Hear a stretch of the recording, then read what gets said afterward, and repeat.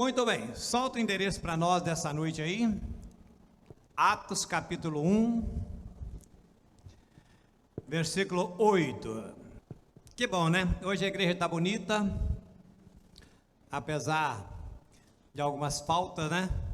Mas aos poucos as coisas começam a voltar ao normal para a glória do nome do Senhor, amém?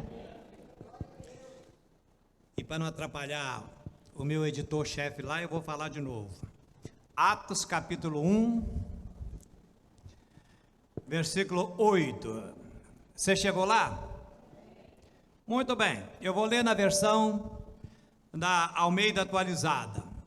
Mas vocês receberão poder ao descer sobre vocês o Espírito Santo, e serão minhas testemunhas, tanto em Jerusalém, como em toda a Judéia, Samaria e até os confins da terra.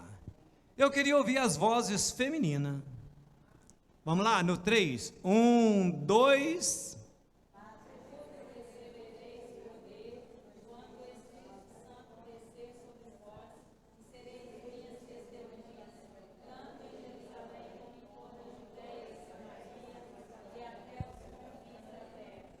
Agora você quer ver quem que é voz bonita mesmo?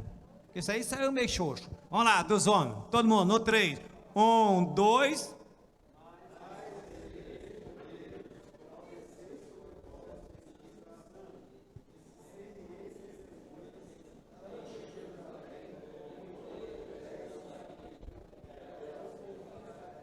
Viu? Maravilha? Agora, bonito fica quando junta tudo. Vamos lá. Mas recebereis poder ao descer sobre vós o Espírito Santo, e serão minhas, tanto em Jerusalém, Judéia, Samaria e até... Ô gente, quem disse isso? Jesus. Amém.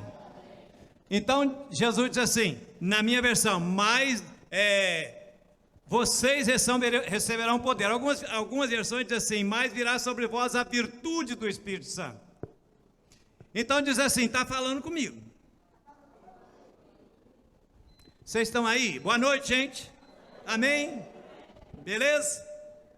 Ué, senão eu vou pensar que eu estou sozinho aqui, que já foram arrebatados. Diga, está falando comigo? Muito bem. Então vocês receberão poder para ser testemunha, tanto no bairro que você mora, Vila Velha, Estado do Espírito Santo, Brasil e até os confins da terra.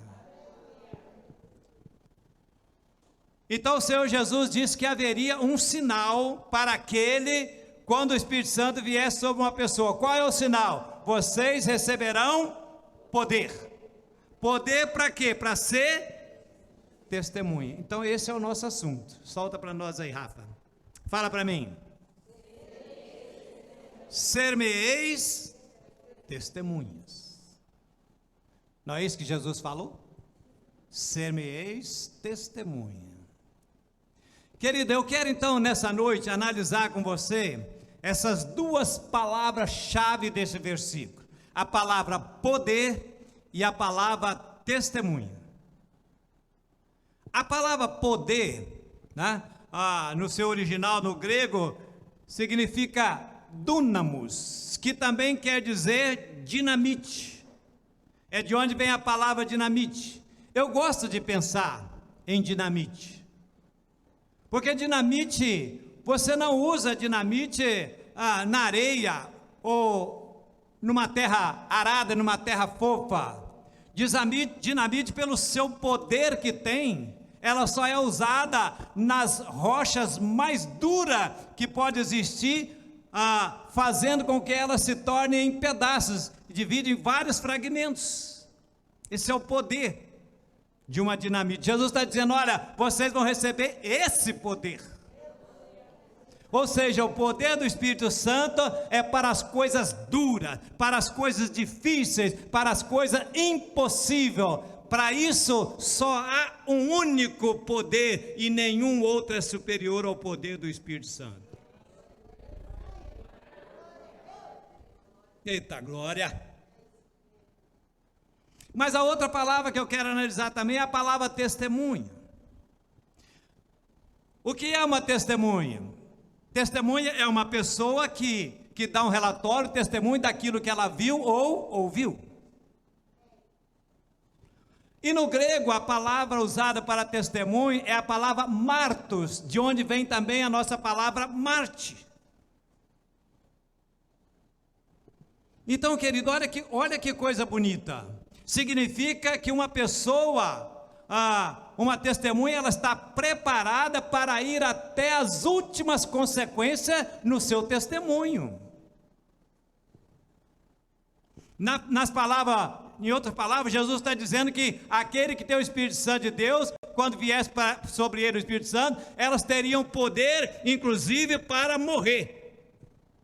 Estranho.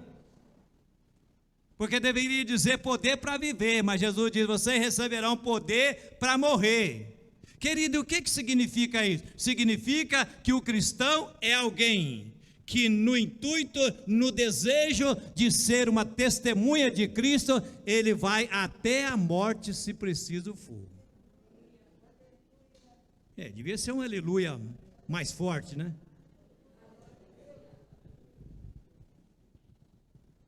Significa que uma pessoa deveria dizer assim, eu prefiro morrer do que falar uma mentira. Eu prefiro morrer do que adulterar com a mulher de outro. Eu prefiro morrer do que ser um hipócrita, um covarde. Eu prefiro morrer do que ser infiel ao Senhor. Eu prefiro morrer do que roubar.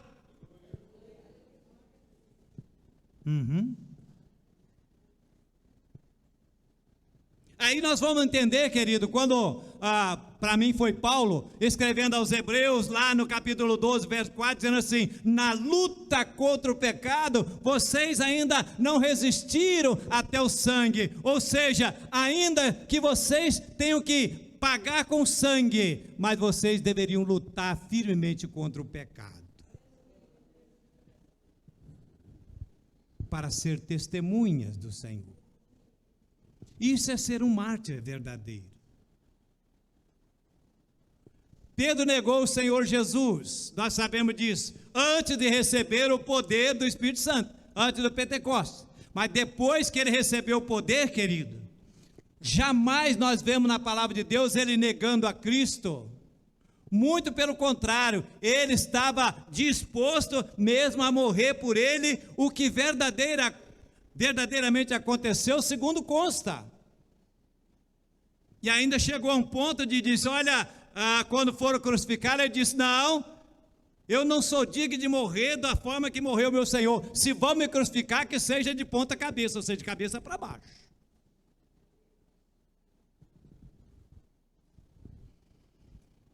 E ele foi uma testemunha do poder do Espírito Santo, a ponto de que podia morrer por Jesus, morrer pela verdade.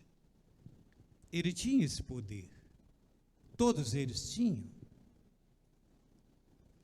Entretanto, querido, ser mártir por Jesus não significa somente morrer fisicamente, mas existe outra forma de morte que deve e precisa ser aplicada a nós, que é morrer para o nosso eu, para nós mesmos. Paulo disse lá em 1 Coríntios 15, 31, dizendo, dia a dia eu morro, ou seja, ele morria diariamente. Quando ele escreve Romanos capítulo 8, verso 36, ele disse assim, está escrito, por amor de ti, nós somos entregues à morte todo dia. Porque somos como ovelhas reputadas para o matador. Ei, querido, como ovelhas do Senhor Jesus, nós também temos que morrer a cada dia. É como se a cada dia que nós levantássemos, caminhássemos para o matadouro. O que significa isso, Senhor? Não mais eu. Não foi isso que ele disse em Gálatas 2:20? Eu já estou crucificado com Cristo. E a vida que eu vivo agora na carne, eu vivo na fé do Filho de Deus, o qual me amou e se entregou por mim. Não sou eu quem vive, ele diz, mas é Cristo que vive em mim. Ei, querido, traça na sua mente agora o quadro de uma pessoa crucificada. Uma pessoa crucificada não tem liberdade para fazer mais nada. Ele está dizendo, olha, eu já estou crucificado com Cristo, eu não posso mais matar, eu não posso mais roubar, eu não posso mais adulterar, eu não posso caminhar por lugares comprometedores, eu estou crucificado.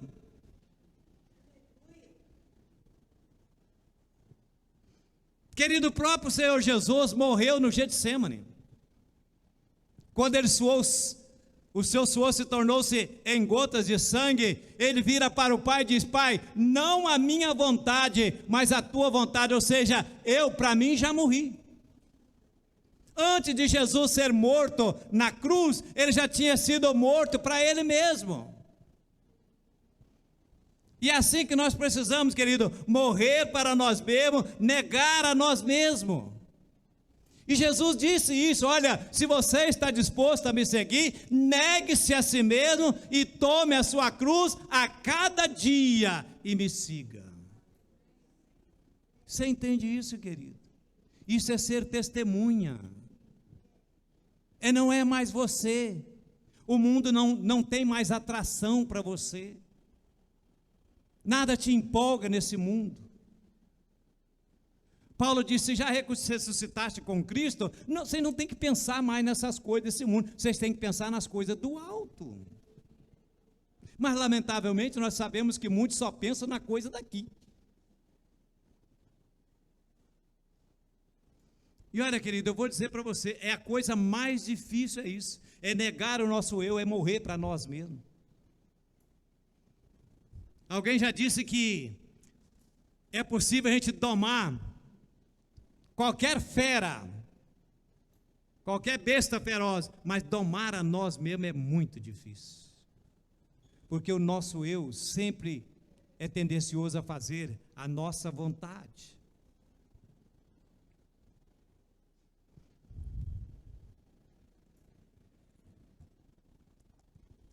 E aí, continuando, nessa questão do poder do Espírito Santo, quando ele se manifesta, o poder do Espírito Santo também se manifesta através dos dons espirituais.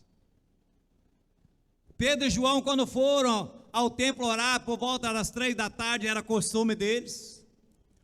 E você conhece a história, eles encontram ali um moço que estava pedindo esmola. E eles olham então para o discípulo, Pedro e João olham então para o moço e dizem assim, olha para nós. E ele olhando, esperando receber alguma coisa, diz, olha, eu não tenho ouro nem prata, mas o que eu tenho, isso eu te dou. Em nome de Jesus, levanta-te. E o homem ficou curado. Aleluia. Notem que Pedro disse, olha, eu não tenho ouro nem prata, mas eu tenho algo melhor. Eu tenho algo infinitamente melhor. Eu tenho a solução para a sua vida. Em nome de Jesus, seja curado. Agora, interessante que João não tinha o dom de curar como Pedro tinha. Bom, eu estou dizendo isso baseado porque a palavra não mostra nenhum milagre de cura que João tenha feito. Ele não tinha mas ele tinha o poder do Espírito Santo, tal qual exatamente como Pedro também tinha. Mas seus ministérios, seus dons eram diferentes. Querido, cada um de nós, cada crente tem pelo menos um dom. Se você disser, mas eu não sei, eu não tenho dom nenhum. Talvez você não tenha descoberto isso. Você não está atento ou ainda não atentou para o seu dom. Mas todos têm pelo menos um dom.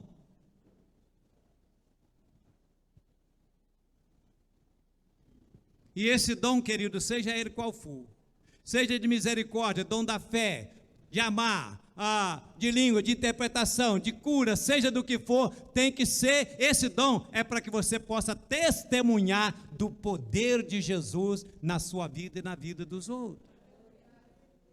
É para isso que recebemos poder. Se perguntarmos então acerca de qual dom que João possuía, nós o encontraremos caminhando por meio das igrejas, ensinando os crentes a se amarem mutuamente, ensinando os crentes a ser um só em Cristo. É o apóstolo que escreveu o seu evangelho, escreveu outras cartas, pelo menos 3 delas, e onde João aborda como tema central das suas epístolas, o amor. E é por isso que ele é chamado o apóstolo do amor.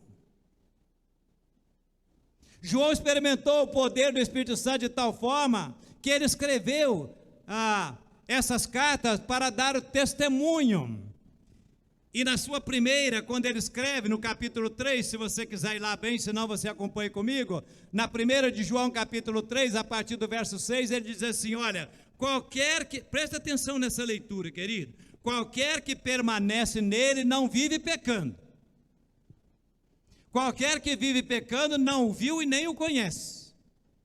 Filhinhos, ninguém vos engane, quem pratica justiça é justo, assim como ele é justo.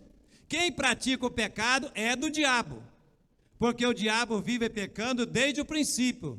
Para isto o Filho de Deus se manifestou, para desfazer as obras do diabo. Presta atenção, qualquer que é nascido de Deus não vive na prática do pecado, porque a sua semente permanece dele, e não pode viver pecando, porque é nascido de Deus. Querido, o que João estava dizendo é o seguinte, se quiser saber se uma pessoa é nascida de novo, de certa forma, relativamente fácil, ele está querendo dizer, porque se alguém peca, é do diabo, se é nascida de novo, não peca. Querido, é o que está escrito, e se está escrito, está escrito. O ímpio Pilatos já disse isso, o que escrevi. Eu sei que essa palavra tem de alguma forma coçado a cabeça e balançado a cabeça de muitos teólogos.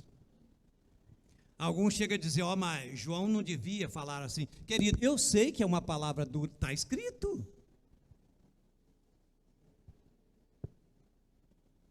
João não tinha o dom de curar como Pedro, mas João havia experimentado o poder de Deus a um ponto tal na sua vida que ele não podia entender como é que uma pessoa convertida, nascia de novo, podia mentir. Ele não entendia como é que uma pessoa nascida de novo ainda roubava. Como é que uma pessoa nascida de novo continua amiga do mundo? Ele não entendia como é que uma pessoa nascida de novo podia continuar adulterando. Como é que uma pessoa nascida de novo poderia continuar vivendo nos vícios? Isso não entrava na cabeça de João. Por isso que ele escreve, uma pessoa que peca é do diabo, não pode ser de Deus. Eu só estou repetindo o que está na Bíblia. Ou você pensa que eu não estou pregando para mim também? Querido, presta atenção na sua vida, no que eu vou falar com você. Qualquer pregador, se é comprometido, antes da palavra falar para os outros, fala primeiro para ele. Senão é apenas um orador, um político, um discurso. Não é mensagem, não é pregação.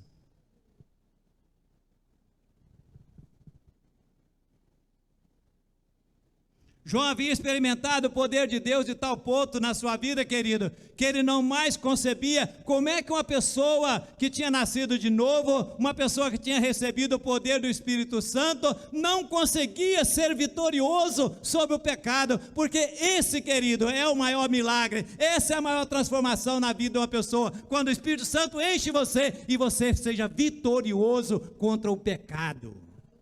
Isso sim é que é poder para vencer o maligno.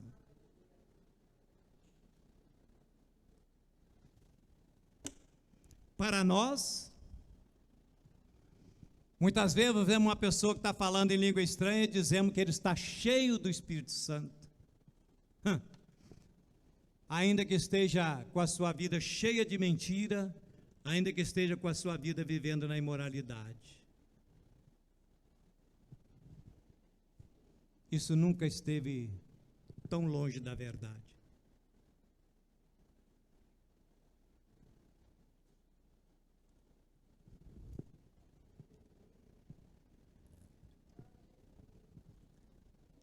Querida, a igreja testemunha de Cristo também, ser-me-eis testemunha na comunhão, na união.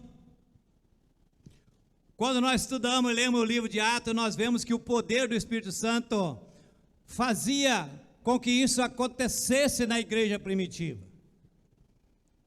Capítulo 2 de Atos, um pouquinho na frente, onde você abriu no verso 8.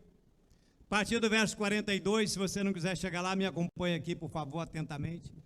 E diz então, a partir do verso 42, do versículo 2, que eles perseveravam na doutrina dos apóstolos, na comunhão, no partir do pão e nas orações. E cada alma havia temor. E muitas maravilhas e sinais faziam pelos apóstolos. Todos que criam estavam juntos e tinham tudo em comum. Vendiam suas propriedades, suas fazendas, repartiam com todos, segundo cada um tinha necessidade, e perseverando unânime todos os dias no templo, e partindo o pão em casa, comiam juntos com alegria e singeleza de coração, louvando a Deus e caindo na graça de todo o povo, e todos os dias acrescentava o Senhor à igreja aqueles que iam se salvando. Querido, que coisa maravilhosa. Todos os dias o Senhor acrescentava à igreja aqueles que iam se salvando, e o que mais chama a nossa atenção nisso é que todos estavam juntos, tinham tudo em comum, e era um só coração e uma só alma. Que milagre! Que milagre! Milhares de pessoas vivendo juntas, e todo aquele povo se reuniam de comum acordo, com um só coração e uma só mente. Pastor, por que você está dizendo milagre? Porque o normal é vermos crentes brigando uns com os outros. O normal é vermos crentes falando mal um dos outros pelas costas. O normal é ver um crente matando uns aos outros, é claro que com arma fisicamente não, mas com a língua. Isso não existia na igreja primitiva. O poder do Espírito Santo era tal na vida deles que eles não pensavam em maltratar o outro. Só pensavam no bem. E por isso a Bíblia diz que sinais e maravilhas eram feitos pelos apóstolos no meio deles. Não é de se admirar que quando Paulo e Silas e mais alguns discípulos chegam em Tessalônica, as autoridades disseram: ai, ai, ai, esses que têm abalado o mundo chegaram até nós. Eita glória!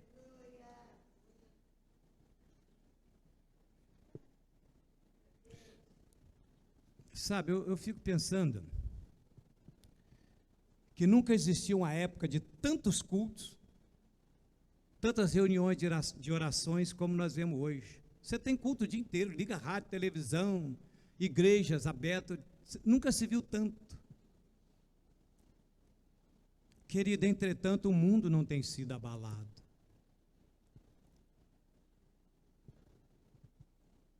E jamais será, a não ser que os crentes sejam abalados pelo poder do Espírito Santo. Aí sim. Aí vocês vão ver a dinamite que tem dentro de cada um cristão, para abalar esse mundo, com testemunho e palavra.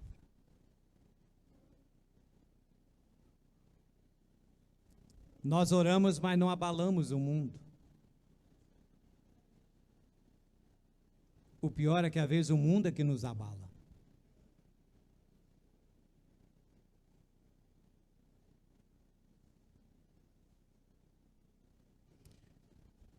Sabe, e quando a gente medita sobre essas coisas, eu fico pensando que Nós não só estamos distante da igreja primitiva há 2000 anos, mas tal qual o leste está do oeste, nós estamos distante dessa igreja.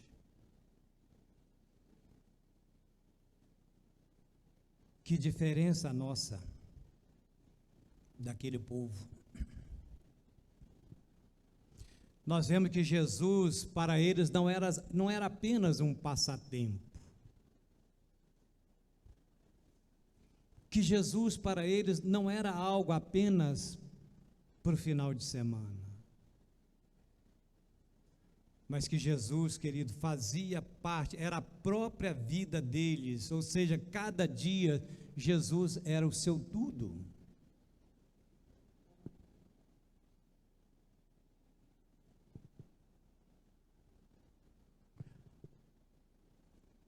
Alguns daqueles crentes chegavam ao ponto de, diz o texto, vender as suas propriedades, trazer o preço e colocar aos pés dos apóstolos. Porque Jesus significava tudo para eles, significava mais do que dinheiro, do que diversão, de qualquer outra coisa. Meus irmãos, como nós estamos distante dessa igreja, tão longe. Era assim que eles viviam para o Senhor. Reuniam-se, diz o texto, diariamente, tinham tudo em comum. Eles não eram egoístas, eles não pensavam só neles. E eram cheios do Espírito Santo. Percebemos então, querido, que uma pessoa cheia do Espírito Santo é aquela pessoa que não pensa só em si. Ah, eu sou cheio do Espírito Santo, mas só pensa em si? Não. Quem é cheio do Espírito Santo, querido, não pensa só em si, mas pensa no próximo. Nós vimos no domingo passado que o diabo não dorme 24 horas ao nosso redor. Por falar nisso, sem olhar na escola, qual foi o tema da mensagem do domingo passado? Sem ter vergonha, não? Você precisa de...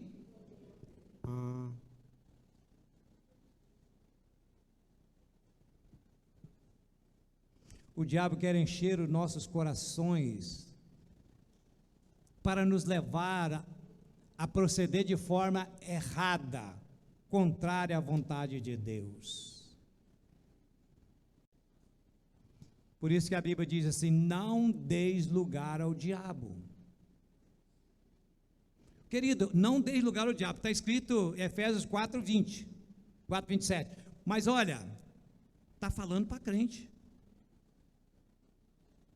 Paulo está escrevendo para a igreja: não deis lugar ao diabo. Está falando para não crente, porque não crente ele já tem o lugar dele lá, ué. É claro que um crente não pode ficar endemoniado, mas o diabo pode colocar na mente, na cabeça do crente várias e várias tentações.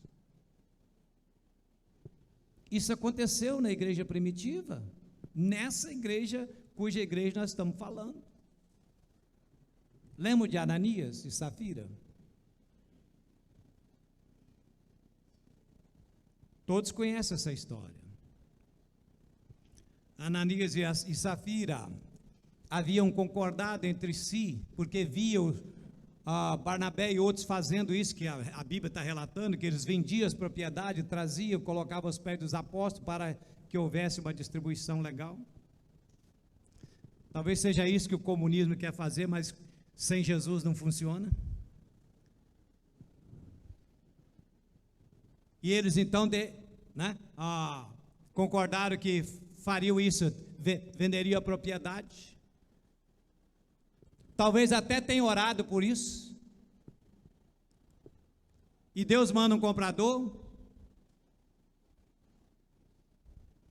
Mas diz o texto então que eles concordaram, mas de não entregar o preço todo da fazenda, da propriedade, que eles entregariam só uma parte, e a outra parte eles ficariam quietinhos.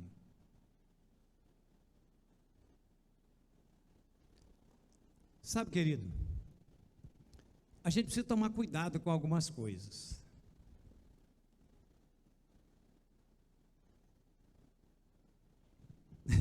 Tem coisa que a gente não quer falar, mas o Espírito fala assim, ou fala, então você vai ver. Eu tenho visto tanta gente às vezes falar isso, pastor, me ajuda a orar para vender isso, aquilo, que eu vou dar uma boa oferta. Querido, você não precisa fazer isso não, querido. Você pode só pedir a Deus para orar, para você vender, e Ele vai ajudar, vai mandar um comprador para você. Não precisa de você fazer isso, querer uma barganha. Agora, se você prometeu, você cumpra. A Bíblia diz isso. Você não é obrigado a votar, nem precisa votar. Mas se você votar, é melhor que você cumpra. Porque Deus não é homem para que se brinque com Ele. Ah, pastor, ore para eu arrumar um emprego, então estou em entrevista, vou fazer um concurso, se eu passar, então eu vou agora ser fiel ao Senhor, todo mês eu vou dar o meu dízimo.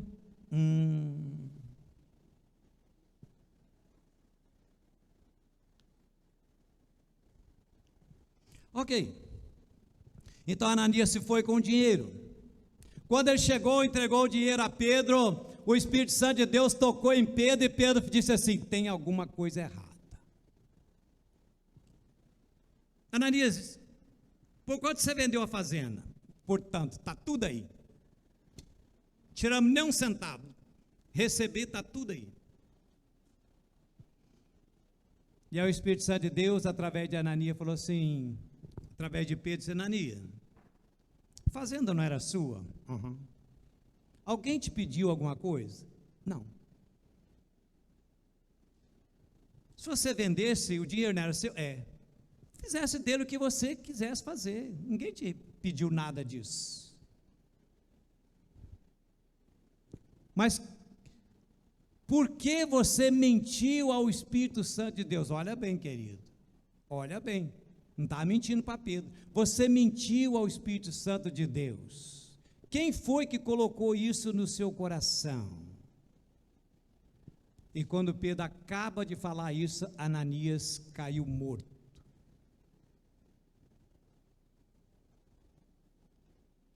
Amados, na igreja primitiva não havia lugar para o pecado. Eles tratavam o pecado de forma tão severa que um homem morreria por causa de uma mentira santa. Assim era a igreja primitiva, assim era a igreja do Cristo vivo, assim era a igreja do Cristo ressurreto.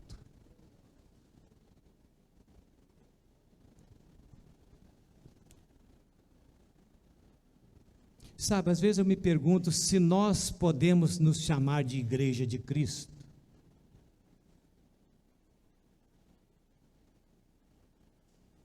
Pergunto se realmente nós temos a convicção, a noção da tragédia que é o pecado na vida de um crente.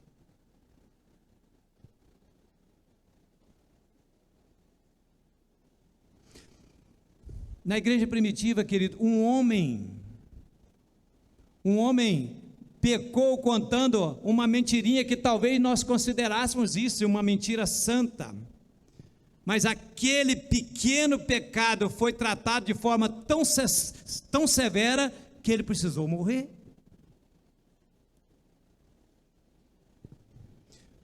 Sabe qual a conclusão que eu chego, que o Espírito fala comigo? É que melhor um crente estar morto do que viver dentro da igreja com uma vida mentirosa, toda errada.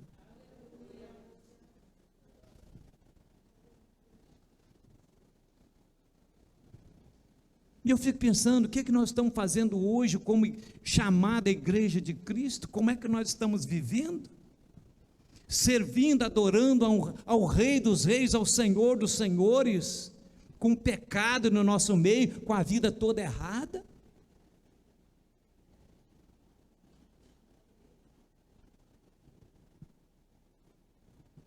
Querido, ninguém entrará no reino de Deus por frequentar igreja, por ser membro de uma igreja. Só entrará no reino de Deus os que foram verdadeiramente lavados, remidos no sangue do Cordeiro, que nasceram de novo, cuja vida dá testemunho disso.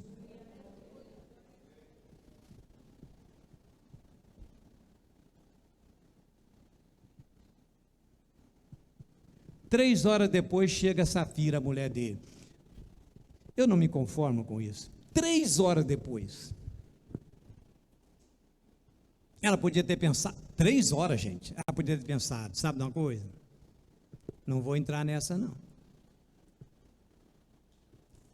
Eu falei com o meu marido, mas eu chegar lá eu vou falar a verdade.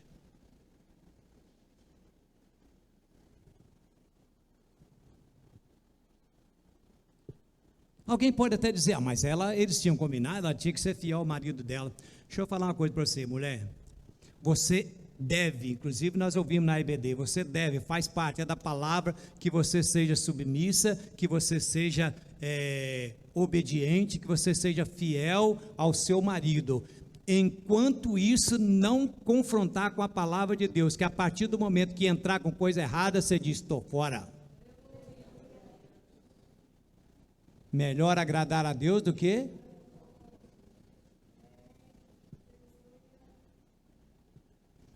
Querido, eu falo isso porque 32 anos de ministério, a gente já viveu tanta coisa. Eu já ouvi cada história. Não, pastor, eu vou para o forró com ele também, porque como é que é, né? Meu marido, então, para evitar que as outras fiquem lá no olho, eu vou.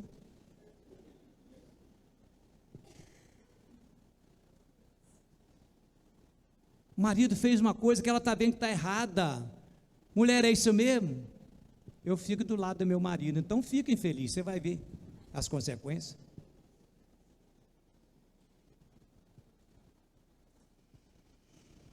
Três horas depois chega a Safira. Ela não tinha a menor ideia do que tinha acontecido. Pedro a confrontou e falou, Safira, me diga uma coisa, vocês venderam a propriedade por esse valor que está aqui? Exatamente, do jeitinho que está aí, que nós recebemos lá e meu marido entregou, está aí, ó, sem faltar um tostão sequer. Pedro só olha para ela, deve ter com muita tristeza, deve ter falado assim, por que você entrou em acordo com esse tipo de coisa com o seu marido, Safira? Está vendo aqueles homens ali, que estão chegando ali? Estão acabando de chegar, foram sepultar o seu marido. E você é a próxima, e ela...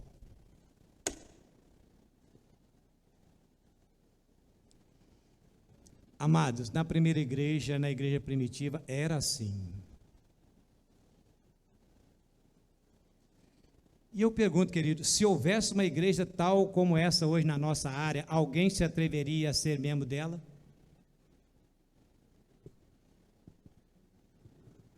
O que aconteceria conosco se nós entrássemos nessa igreja?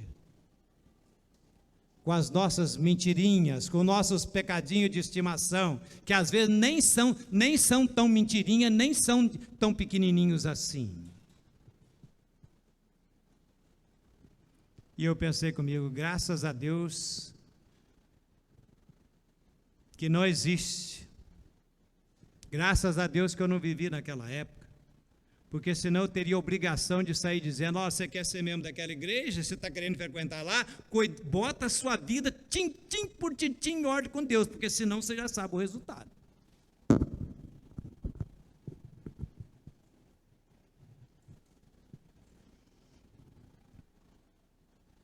A igreja primitiva, querido, leva a mim e a você a refletir o que acontece quando o Espírito Santo de Deus verdadeiramente está no comando de uma igreja.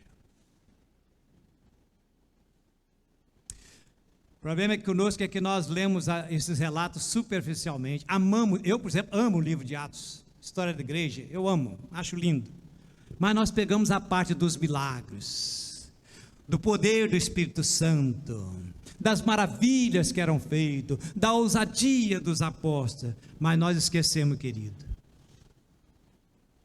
que para ser igreja, que para sermos cristãos verdadeiros, nós precisamos ter uma vida santa, nós precisamos ter uma vida no altar, nós precisamos ser fiel a Deus, ainda que tenhamos que morrer.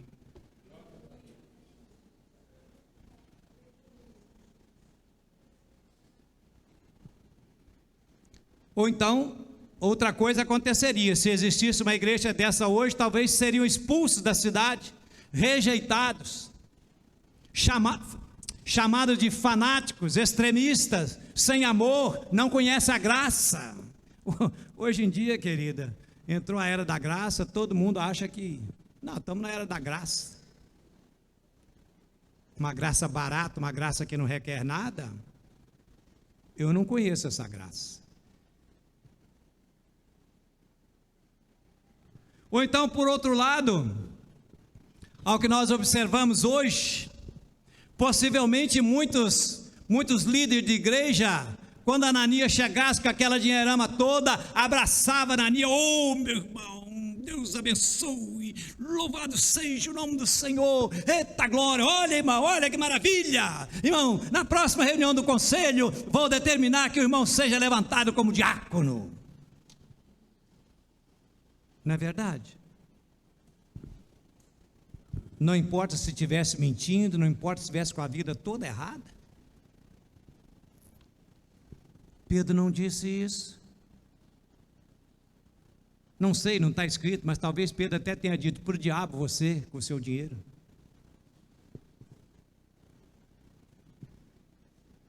Ananias é o tipo de pessoa que nós gostaríamos sempre de ter na igreja, que tem dinheiro, que tem posse. Querido, não há, presta atenção, não há na igreja de Cristo lugar para pessoas que mentem, que são desonestas e que não falam e não vivam a verdade.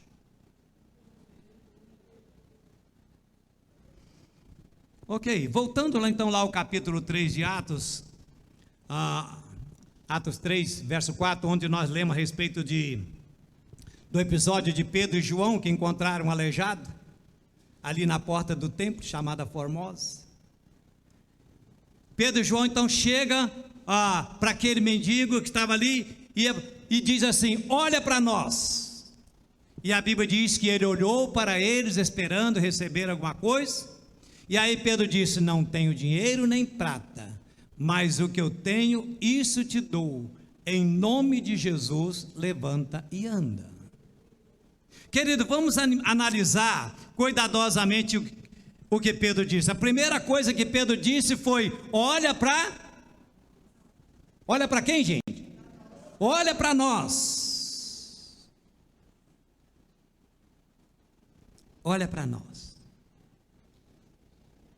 Querido, podemos nós hoje, como igreja do Senhor, como servo do Senhor, dizer: olha para nós?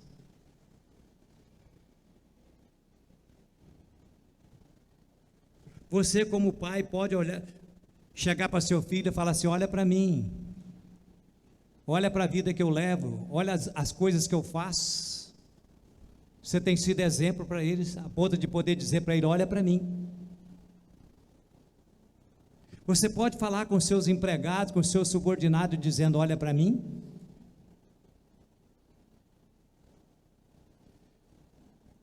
Você pode falar para o seu patrão, para o seu encarregado, o seu chefe, dizendo: olha para mim.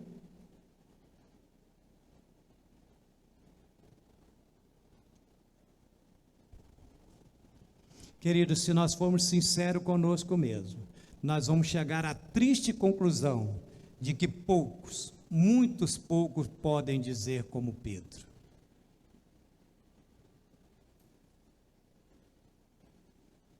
E se nós não podemos dizer: olha para nós, não temos o menor direito de dizer que nós somos crentes, não temos o menor direito de abrir a boca para criticar e falar mal de alguém.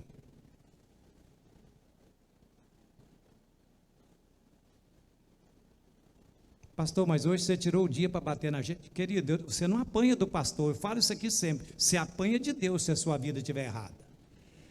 Eu não, só estou falando o que a Bíblia me dá autoridade como profeta de Deus para falar.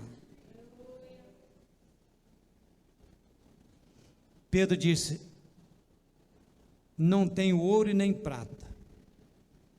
E Pedro estava sendo honesto, não foi uma desculpa para não dar um dinheirinho para aquele homem, não, porque não é isso que nós fazemos. Não tem não, com o bolso cheio.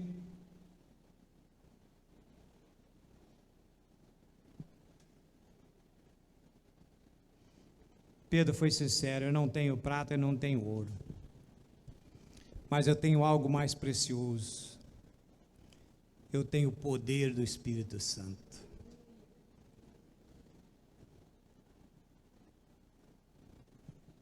E eu vou encerrar com essas palavras. Querido, a igreja primitiva tinha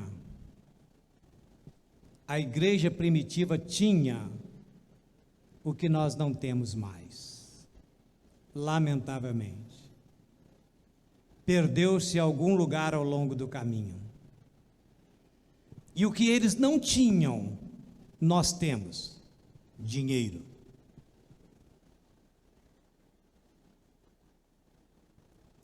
E o dinheiro tem exercido uma influência muito grande na nossa vida. Parece que nós vivemos em função do dinheiro.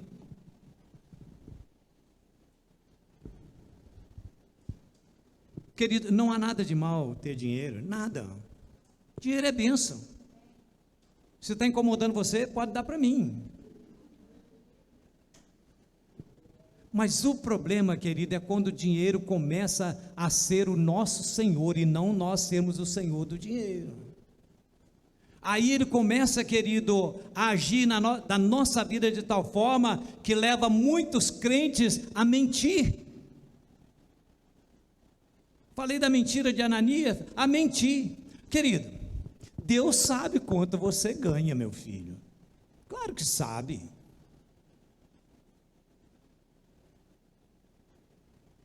Tem levado muitos crentes a negligenciar aquilo que é santo, que é do Senhor, porque a Bíblia diz que o dízimo é santo. Santo significa o quê? Separado, não é seu não. É a única coisa que Deus requer. Porque aquilo que a Deus pertence, aquilo que mantém a obra do Senhor funcionando, querido, que é o dízimo do Senhor. Querido, nós não recebemos dinheiro de políticos, do governo. A igreja não comercializa produtos. A igreja, a obra é mantida pela fé, pela fidelidade daqueles os quais o Senhor tem abençoado. Ou você acha que isso aqui, essa estrutura toda não custa nada? Agora, chegando a época do verão, é quase R$1.000 um talão de luz quando não passa. A gente paga a Excelsa com oração? A Excelsa manda a conta, o Senhor abençoa a Excelsa, está paga, é assim? A gente paga água, luz, é com fé, com oração? Pastor não come, não bebe, não veste, pastor vive em jejum 365 dias?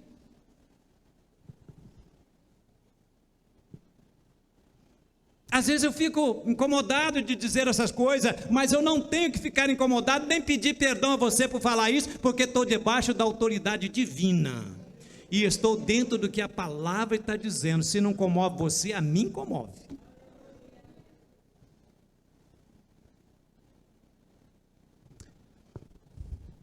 E eu vou encerrar. Querido, que sejamos realmente cheios do poder do Espírito Santo.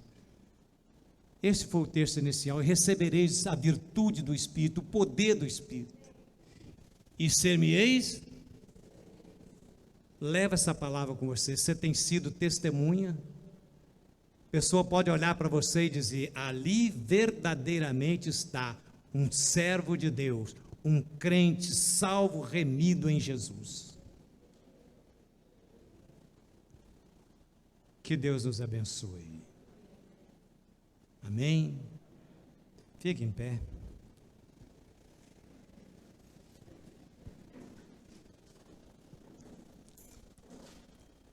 Deus querido, meu Pai,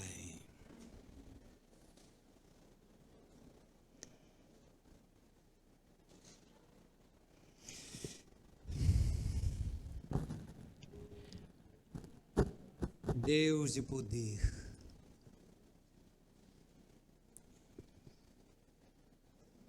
Senhor, obrigado, meu Deus e meu Pai, pela Tua palavra, Senhor, que às vezes é tão dura, que às vezes machuca, que às vezes fere, Senhor, mas é para isso mesmo que ela existe, para penetrar até a divisão da alma e do espírito, para discernir intenções do coração. E se assim o é para que sejamos alertados, confrontados, a fim de que possamos consertar, meu Deus, sermos quebrantados, massacrados, triturados, para que coloquemos as nossas vidas em dia, em ordem, limpas, perfeitas no teu altar, para que tu nos use com poder, com autoridade, Senhor, a fim de que o mundo veja em nós verdadeiras e fiéis testemunhas do Senhor, pois é isso que nós mais desejamos, Pai.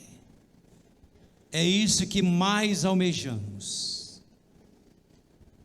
E cumprir a palavra do teu Filho Jesus, que disse que aquele que for fiel até a morte alcançará a coroa da salvação. Senhor, que adianta, conforme a tua palavra, ganharmos o mundo inteiro e perdermos a salvação? Não, Senhor, não. Eu abro mão de tudo, Senhor, de tudo que possa ocupar o lugar de Jesus, tudo que possa desviar a motivação maior e o desejo maior do meu coração, para te servir em espírito e em verdade, e que esse seja o desejo de todos nós, Pai. Deus abençoa aqueles que estiveram ao alcance da imagem da nossa voz, que também sejam impactados por esta palavra. Aqueles que futuramente hão de acessar, meu Deus e meu Pai, esta palavra através da internet, que também sejam impactados, Senhor. Pai, leva-nos em paz aos nossos lares. Dá-nos uma semana abençoada, Pai. Dá-nos, ó Deus, uma noite de descanso e de sono reparador. E que a graça salvadora do teu Filho, o teu amor, Pai, o teu amor incomparável, e a comunhão, a consolação do teu santo, doce e poderoso Espírito, seja com todos nós, seja com todo o teu povo na face da terra, hoje e para todos sempre. Amém, amém e amém.